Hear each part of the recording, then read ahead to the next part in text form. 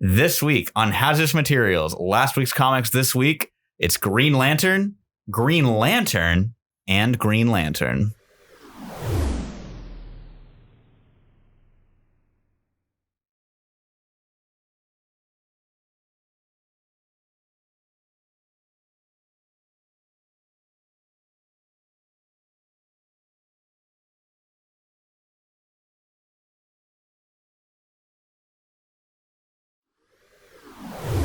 This week on Hazardous Materials, last week's comics this week. This week, it's going to be a little special. Last 2 weeks. Last 2 weeks.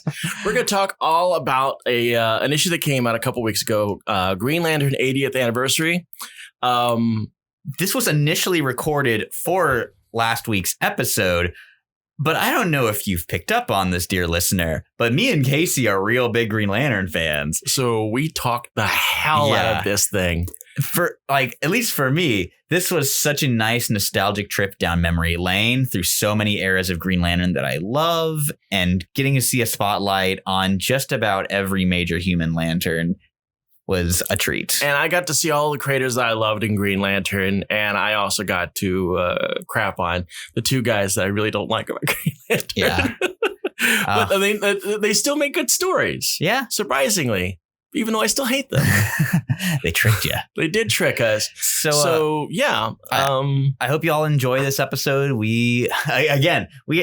This was going to be just a part of our episode. This was going to be a 10-minute bit at tops. It was the second story we talked about, and our producers were like, hey guys, we're already at 45 minutes. Let's maybe make this its own spinoff. So yeah. So considering the fact that comics are kind of coming and going as the weeks go by, we're gonna take a little break, I guess, next week, and we're gonna release this one now. So enjoy it.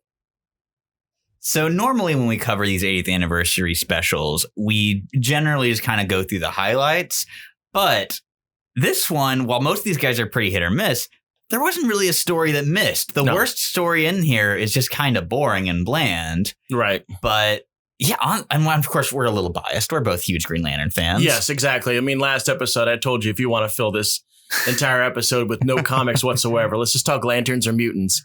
So yeah, I kind of just want to walk through every story and we can bounce off of it and have a come down from my very upset moment. According to my producer, a 15-minute rant about how crappy DC is doing. Man, I've never. I'm sorry, Snyder and Capullo. I'm sure you're great guys, but I cannot condone your buffoonery. Yes. So yes, we will not suffer fools lightly in this show. So the first story is a James Tynion IV and Gary Frank Alan Scott story. This was the weakest one I was talking about. I do love Gary Frank. And it's nice to see him draw a story that I don't entirely hate, which hasn't been the case for the last 10 years of his work. I haven't cared about Gary Frank since he did Hulk. The last time, I think, when he was drawing Jeff Johns and Richard Donner's Action Comics was the last time I was really into him. Yeah. Those are really good. Is that the short sleeves comics? No, that's Grant Morrison and Rags Morales. Okay. Gary Frank was doing, which those are also really good. But this is when Richard Donner was co-writing with Jeff Johns, and they did Escape from Bizarro World. That wasn't a Gary Frank one, but a Legion of Superheroes reintroduction. Richard Donner is in Superman the movie. Richard Donner, exactly. The guy who got Jeff Johns the job at Detective Comics. Richard Donner. I'll be damned. Yeah, he started off as, I believe, a directorial assistant for Richard Donner during the Lethal Weapon movies. I love the Lethal Weapon. Yeah, they're good stuff.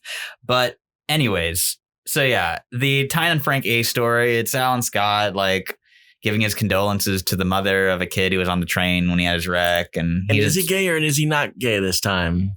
Alan Scott, I mean, this is main universe one, so presumably no. Because the storyline felt like... Maybe it's time for main universe Alan Scott. I'd be into it. Yeah, and having a gay hero in the 40s would be pretty dope. Actually, I'm on board. I honestly did not know which Alan Scott we were dealing with until he put on his outfit in the last frame. Yeah, because this is actually part. This is kind of the second promotional story we've gotten for it, of going for this Generation 1 JSA era stuff, with Wonder Woman being the new first superhero and Alan Scott kind of being the second one. We saw a little bit of this in the Wonder Woman 750, I think was the issue, where there was like the last story was a James Tynion, or was it Scott Snyder? Either Snyder or Tynion and Brian Hitch doing Wonder Woman's debut. And kind of the last panel of that was Alan Scott looking at his ring. Yeah. And so here we kind of have like a continuation of that. And I'm excited to see where this JSA stuff unfolds, because I do like the JSA.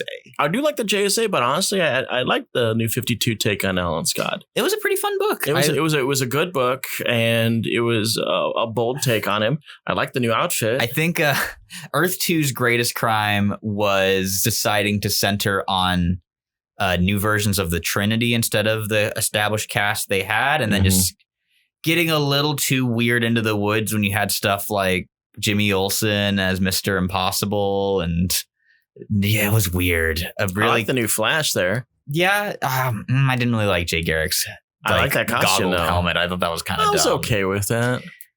Well, we got the goggled look with the Johnny Quick from but I didn't really like it on Jay Garrick. You know, Jay Garrick helmet's too iconic. Alan Scott, let's be honest, his original costume's pretty rough. I'm pretty open to new interpretations on that look. I mean, I gotta wonder, you call a character Green Lantern, but then you involve all these other weird ass colors. Red and purple, baby.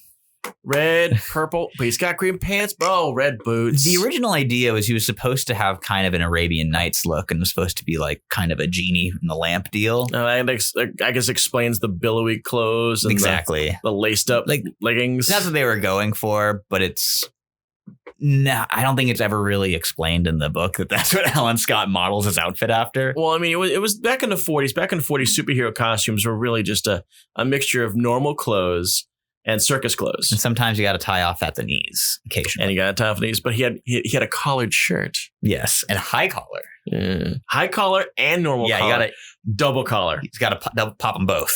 He's only popping one. He's one of them special ones. I got two collars, but I'm going to pop one. Leave guessing. So yeah, an okay Alan Scott story. If you're really jonesing for new Alan Scott content, it'll wet your whistle, but nothing too interesting there. Let's talk a little bit about that Hal Jordan story. The Jeff Johns Ivan Reyes reunion, which, oh man, one of my biggest complaints about Jeff Johns' Green Lantern is that Hal isn't a big enough idiot in it. It's remedied that for me. Getting some classic, I've got the IQ of a guacamole, Hal Jordan. Let me tell you, this whole story played itself out so sincerely. I was so sucked in. You know, okay, so the whole idea is that Green Lantern has gotten his butt kicked while dealing with the Sinestro Corps war armory or something along those lines. It's like a before or after Blackest Night. And so he ends up on this world, and he's got like a 0.0 charge on his ring. It's like, well, how much charge do I have? He was like, you have enough charge for 3 messages. And then it's going to go out, and we don't know if you're going to die in this world because we don't know if it's breathable. And the ring can't analyze anything because it's all screwed up. So he makes these deep and sincere messages to Carol, to Batman, and the Justice League, saying, the Green Lantern Corps, right? Mm-hmm. And the Blue Lantern Corps. This is back when the Blue Lanterns were actually alive. That's what I think the Blue Lanterns are still alive. Like the Blue Lanterns got completely wiped out. No, they came back. Did they? Yeah, Robert Venditti brought him back. Like, don't play with my emotions. No, this happened. There was a whole arc where Saint Walker gets the blue ring again. He goes to recruit the whole Corps. Oh no, I'm talking. No, okay. The Corps. Yes, he does go recruiting. Never brings anybody back. I'm talking about the old people. All their animals. You know, like a cougar here and an elephant there. And they were there. Okay. Yeah. So I knew what I was dealing with. So he does all these sincere messages, you know, telling Bats, you know, it's like, oh, you know, you were this guiding force for me. And, you know, when I first met you, I felt this and all this other stuff. And he's got one thing left, you know, I've got one charge. I got one message left. If this goes, I'm probably going to end up dead. I'm going to send it to the love of my life, Carol Ferris. And then he does the message. And his ring cancels out, and he starts gagging, and he realizes, wait, I can breathe this. He walks out, and he finds out he's in Las Vegas. And the last panel is just the entire Justice League laughing at him, where he's mortified. I mean, can you imagine this? It's like, oh, ring, can you cancel it? Can you cancel it? Oh. That was probably that was my favorite of the entire book. And I gotta, you're making me Trump here. But I love Jeff Johns, though. I'm not surprised. I have a complicated relationship with Jeff Johns, but this was a really fun story that had a lot of heart to it. It did. A big issue. And the fact that it was able to go so sincerely and then just completely turn it on its ass in the last 2 frames. My boy Hal Jordan, he's a big dummy. It's his one defining character trait. And so the next story after that was one that I actually did. I forgot that this was happening in this. So I was really happy about it. A Cullen Bunn, Doug Monk, Sinestro story, which really cements Bunn as the Sinestro writer. I loved his solo book he did for Sinestro. I love Sinestro's solo book. It was so good. And here is just feels like a little another taste of that, where it's Sinestro tormenting this Green Lantern who's getting the kicked out of him by some robots. There's a great little bit where he calls him a terrorist, and Sinestro goes, a terrorist, you say? The way he voices it, you mean a terrorist?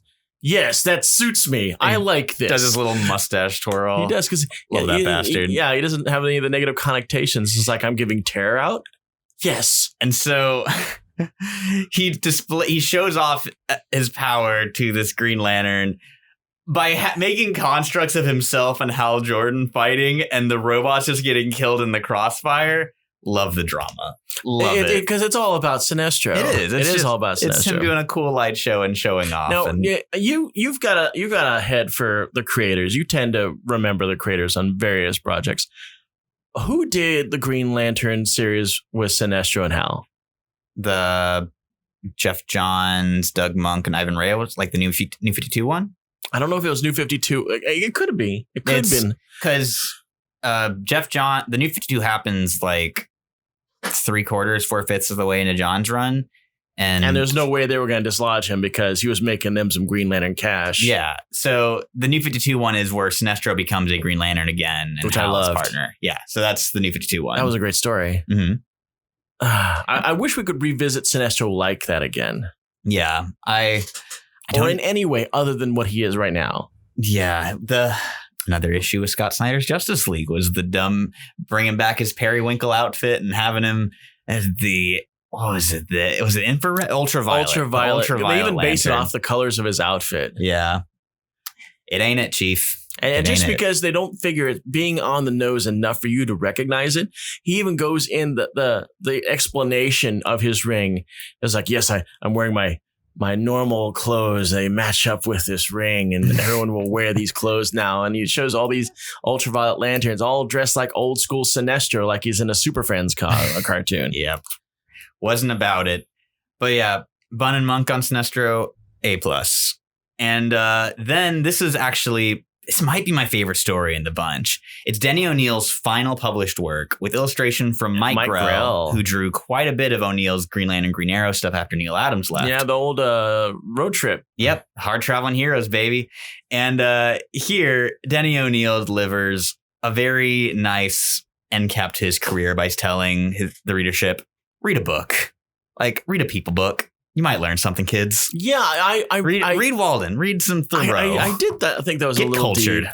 I loved it. And also, Clock King got severely schooled in this thing. Got it. Would you say he got his clock cleaned? No. But yeah, good old Hal Jordan goes on a little. He and Ollie have a good old team up. They take out the Clock King. Hal's like, shouldn't we collect the money that he stole? And Ollie's like, nah, banks are insured. I was like, hell yeah, Oliver, my man. Yeah, my deep blue Green Arrow.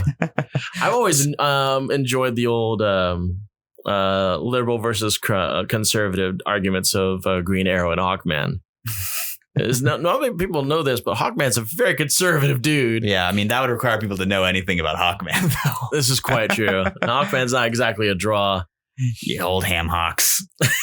But so, yeah, they do a little team up, and they wax philosophical, and Ollie's like, you do what Thoreau did, go out in the woods and read a book and be self-sufficient for a little bit. And 2 years, 2 months, and 2 days. I was like, well, I'm not going to go that long. So Hal just goes for the 2 months and 2 months and 2 days on an alien planet outside of the jurisdiction of the Guardians. Just chilling. And it was nice. And I think it's a really good end, not just an end cap to O'Neill's work on Green Lantern, but also just his entire career in comics. It felt like an epitaph. It did. Yeah. It was really nice. I really enjoyed it. And that's not the only time that we reference past creatives. I think going into John Stewart's story, they talk about Dwayne, which I think is Dwayne McDuffie, who was one of the principal voices on the Justice League cartoon, which was the biggest exposure John Stewart got.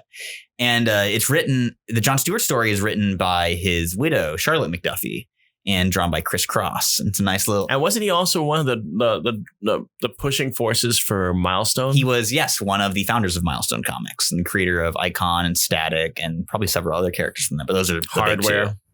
Yeah. I think Hardware. I don't know if he did Hardware. That might have been blanking on his name now. I think might have just been a Dennis Cohen joint, but I'm not 100% sure. Well, I know it was definitely a Milestone book. It's definitely in the Milestone one. Yeah. And a damn good one. Man, I really want to go back and revisit all the Milestone stuff, but I only have like a handful of scattered issues. I don't have a full run because it is very tough to come by these days. How is the time for that, I think? It really is. And apparently DC's finally like getting the lead out of their shoes, and we're getting new Milestone stuff in the coming years. Yeah. And I saw something they dropped on Twitter where they showed a bunch of the Milestone heroes. Because like a big part of it was that they tried to shut Charlotte McDuffie out of like getting any money from it. And she's like, well, no, my husband was a founder of this company. Like, that's dark. Exactly. But it seems like with her doing this story that they've cleared things up. And it's a really nice little, like a very DC animated universe feeling. Very much. With Hawkgirl and John Stewart facing off against Dr. Polaris, a character who I always really enjoy seeing. I think he's a fun Green Lantern villain that doesn't get enough attention. I think I saw him in Villains United. That Gail Simone project that became Secret Six. He's a solid mook. Like, he shows up in the background. He's the guy who has the most iconic line in Justice League Unlimited. He's the one who said, hey, aren't you going to wash your hands? Oh, God. Oh, that's right. Was that when Luthor was in Flash's body? And Wally was in Luthor's body. And then he takes off his mask and goes, I have no idea who this person is. But yeah, so it's a fun little story that kind of develops their relationship as was seen in the Justice League cartoon. Mm-hmm. Another one of my favorites in here is the Ron Mars and Daryl Banks reunion. My Green Lantern creative team from the 90s. Oh, and my thing with Ron Mars. Maybe it's just because. Well, were you part of Heat in the 90s? Were you one of those? You one of those nerds? I was one of those guys that had to endure years of no Hal Jordan. And you didn't have to endure Hal Jordan. He was all over that damn book. Every 6 months they'd bring Parallax in. Yeah, as a villain. Yeah, but a tragic villain. Okay, tragic villain he may be, but they were still taking my boy away from me. One of the most powerful beings in the DC universe. And then he got to be the Spectre. Man, power doesn't mean jack crap to me when it comes to favorite characters. My absolute favorite character can't even freaking fly. So, I mean, power doesn't mean crap to me. Is it Spider-Woman? Well, okay, she's number 2. And she glides. She's got hot air currents. That flying squirrel power. She does have that flying squirrel power because they didn't want to give her web lines. Spiders, famously flying creatures. Okay. The reason why now we've gone on to that. Now I'm on a tangent about that is because Stanley and the guys said, "Hey, Filmation's trying to make this show about there's Spider-Woman. We need to get this name. We need to get this out in Marvel Spotlight. Make a Spider-Woman, but I don't want her to have any connection at all to Spider-Man. No costume, powers, none of that. Of course, they couldn't get around the whole walking on wall stuff and the eye thing. That's it. That's the reason why she doesn't swing on a line." Mm-hmm. Well, thank you again for sharing. Probably the 3rd time you brought it up on the show. Yes. But so who is your favorite? Sabretooth. Oh, yeah. You knew this. Yeah, I know that. I know that. Foolish me. I got him in the villain hole. He's in the villain hole. Literally in the villain hole. But yeah, Ron Mars and Daryl Banks have... Ron Mars belongs in the villain hole. Ron Mars is a hero. Save the Green Lantern franchise. You want to go back and read those first 50 issues or first 48 issues of 90s Green Lantern? Be my guest. Okay, they don't hold up. There's no They're doubt. real bad. There's no doubt in my mind that the Hal Jordan ship during that time was not doing well. I wasn't reading it. I didn't care for it.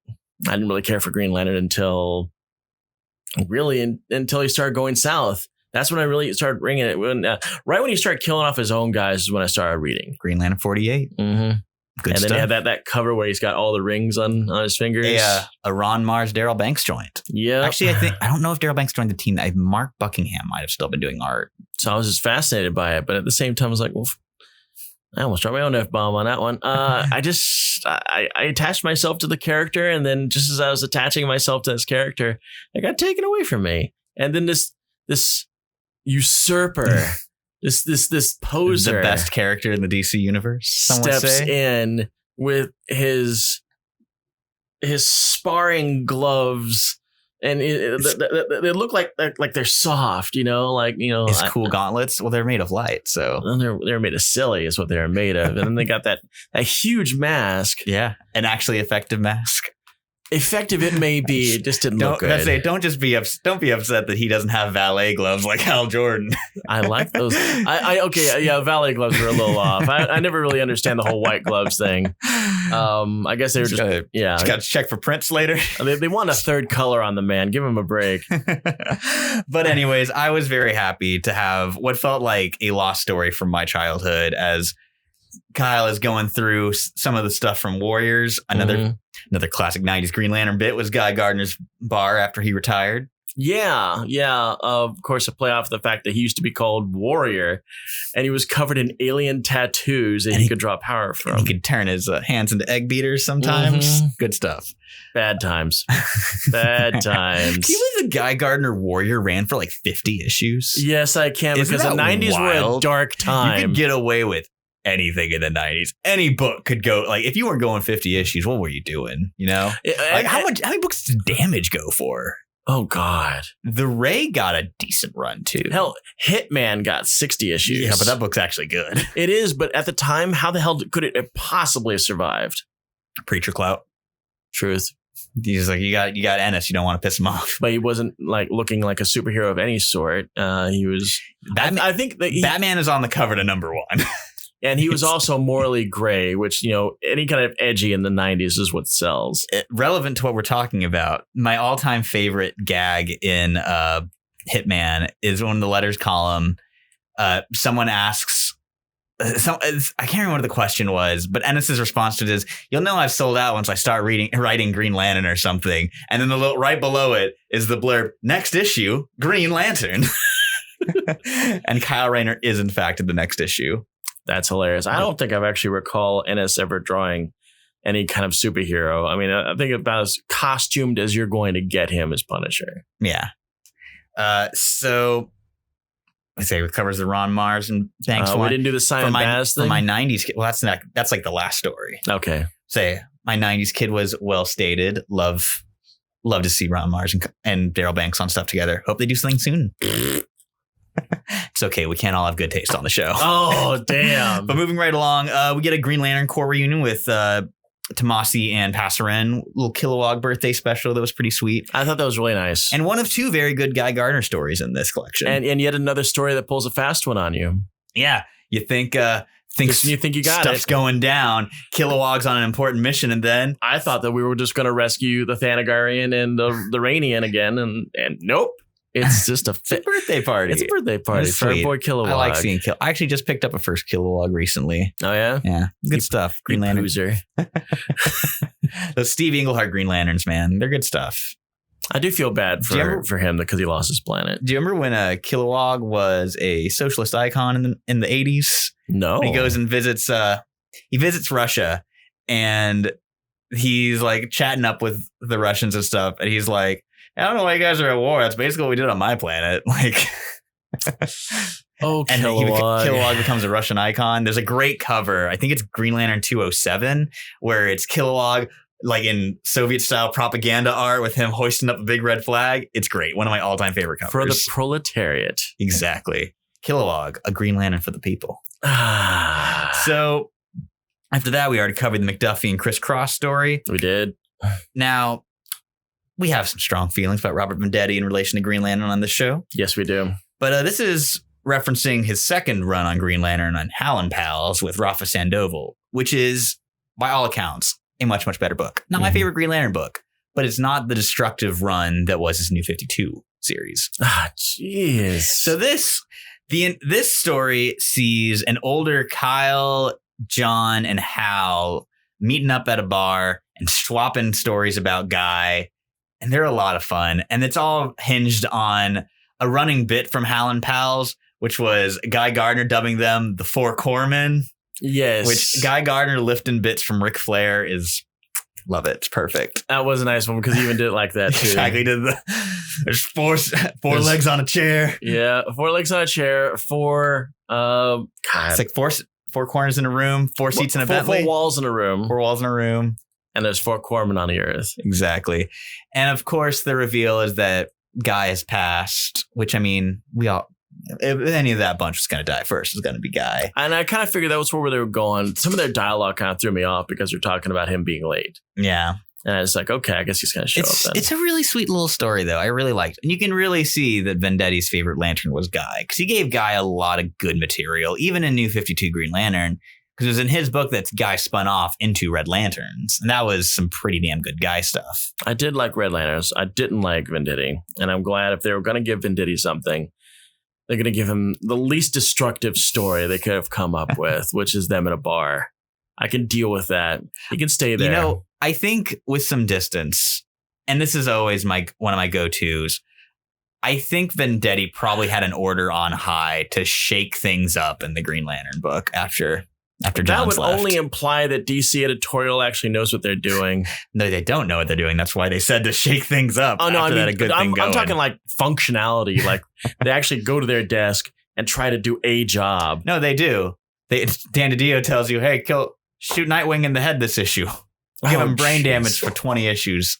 He's still running around as Rick Grayson. You know I heard that's coming to an end though pretty soon. Yeah, Joker's dangling a memory crystal in front of him. Not getting me again with that carrot bullshit, DC. I'll buy Nightwing when he's actually Nightwing again. I think you actually put me into a small 2-second torpor with that line. No, so not interested. So we got 2 more stories in this collection. We do Jessica Cruz. Yeah, Jessica Cruz story and a Simon Baz one. The Jessica Cruz one is by Mariko Tamaki and Mirka Andolfo, 2 creators who I really, really enjoy. Mm-hmm. And I love a good Jess story. Yeah, because it goes back to focusing on the fact that she is filled with great fear. Yeah, she is the agoraphobic Green Lantern. Right. And her arc has been starting in Justice League, moving into Green Lanterns, and now to getting this kind of story. And it really focuses on her hyper focus and obsessing over something that could have made things different. So it's Jessica. Her whole struggle with anxiety, I think, is so well done. It's so personal. It's so interesting. And it harps on the fact that Green Lanterns are not chosen because they have no fear. They are chosen because of their ability to overcome great fear. And you get to see her stab King Shark with a giant kitchen knife construct. A giant serrated kitchen knife. For filleting fish. Yes.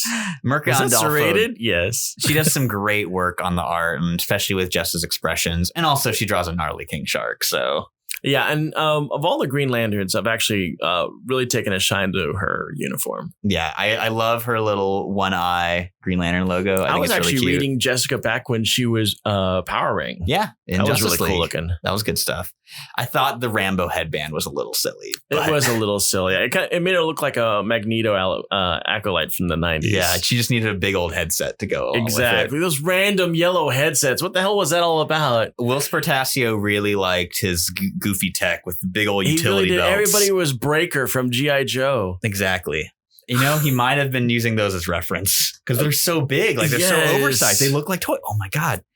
We just cracked late 80s, early 90s X-Men wide open. Yeah, you want to talk about some crazy references? This is something I spotted from a long time ago, but there was a G.I. Joe figure that was the laser rifle trooper. Do you remember him? He had neon green and black and silver outfit. Sounds like a winner to me. The reason I bring this up is because Art Adams literally stole the helmet from that G.I. Joe and put it on Cannonball for a New Mutants annual. That's so good. I love that. Oh, do you remember the outfit where Cannonball I had? remember the big, like, perfectly round helmet with the big old That visor. was the G.I. Joe laser trooper. Oh, that rules. That's so good. And the reason why I know is because it's got the perfect visor, it's got the chin strap, and had 2 curves here in the top part of the helmet. Contours have no business being there, but they're there. Like Cannonball had him. It just tells me that, number one, Art Adams is not beyond swiping, and he's a G.I. Joe fan. So the last story by Sina Grace and my man Ramon Villalobos, always happy to see him get some work. It's a really solid Simon Baz story. And Simon Baz has been a character who I wanted to like, but I feel like he's never had the opportunity to really shine. Because when he's first introduced, he's playing second banana to Hal and Sinestro. Then when Green Lanterns shows up, Jessica is just such a magnetic, relatable story.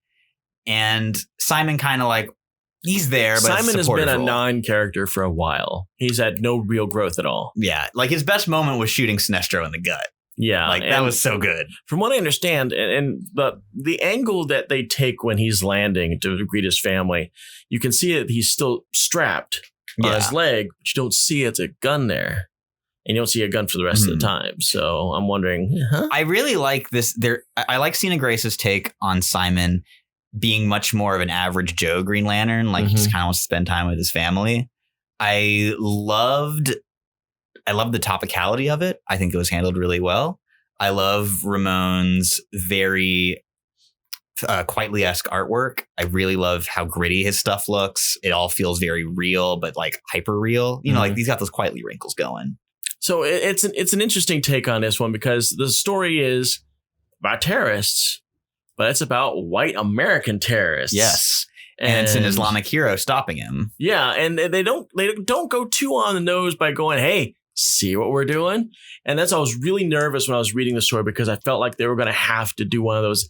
We're explaining the thing to you now. Yeah. And they didn't. It's just a well done superhero story. Yeah.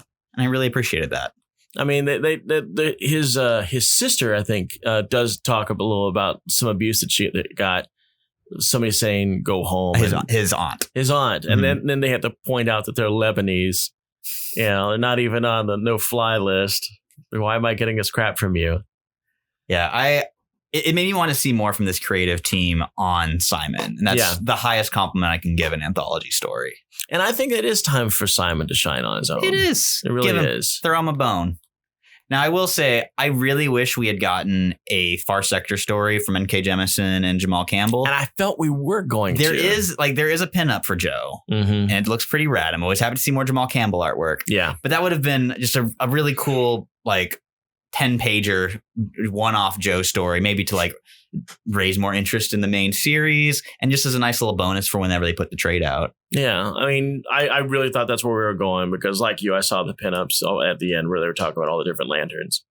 And it's like that's kind of cool, and bring up a lot of lanterns that people may not know about, including Joe.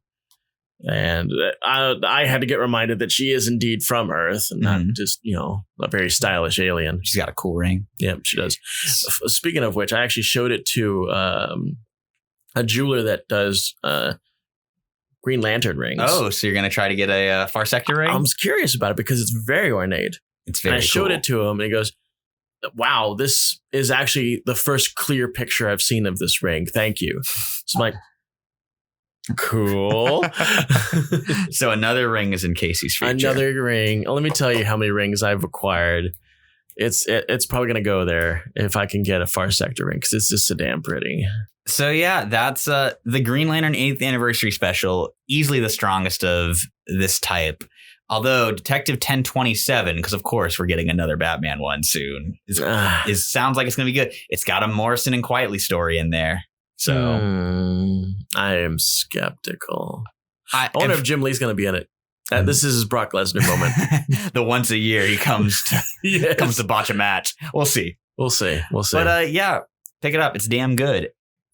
And that concludes our Green Lantern special. I hope you loved our lengthy diatribes on the various stories that came out in this epic monstrosity of a book. Let's say, had I known we'd be spinning off into a whole episode, I would have spent even more time on him. Yes, this explains why for 2 weeks in a row we're wearing the exact same outfit. Yeah. So like and subscribe if you like what you see and you hear what you like. Hit that bell. We do these every Tuesday. We try to do every Tuesday, but the Backstreet Boys reunion special has kind of gotten in the way of a lot of the stuff out there. But it is way too powerful. But we're trying to overcome it. Check us out on our Patreon. We got a whole bunch of social media links below, including my own personal page on Facebook. And that about does it. We'll see you next week.